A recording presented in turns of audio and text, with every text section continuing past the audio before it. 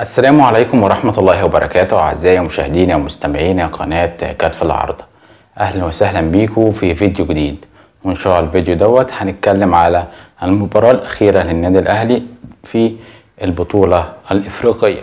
إن شاء الله بعد ما الأهلي فاز على نادي الترجي هناك في تونس في رادس بنتيجة 1-0 وتصدر المجموعة بفارق الأهداف عن نادي الترجي، وبنسبة كبيرة صعد خلاص للدور اللي بعد كده اللي هو دور المجموعات. مفروض بعد منه في دور اللي هم هيعملوا قرعة، ده النظام الجديد بتاع البطولة الإفريقية.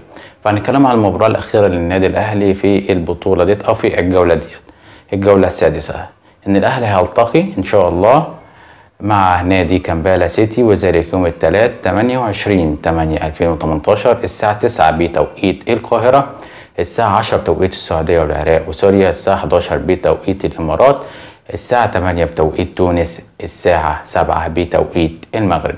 طبعا المباراة سوف تلعب على استاد القاهرة الدولي عودة حميدة، وسوف تذاع المباراة بشكل مباشر وحصري على قنوات بين سبورت HD 2.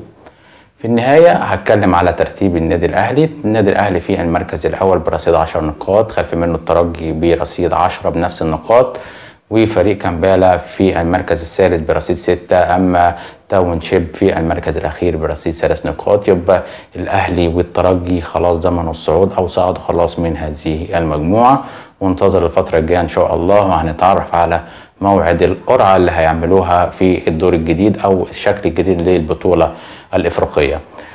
في النهاية لو الفيديو عجبكم أتمنى منكم تعملوا لايك وشير للفيديو وتعملوا اشتراك على القناة، والسلام عليكم ورحمة الله وبركاته.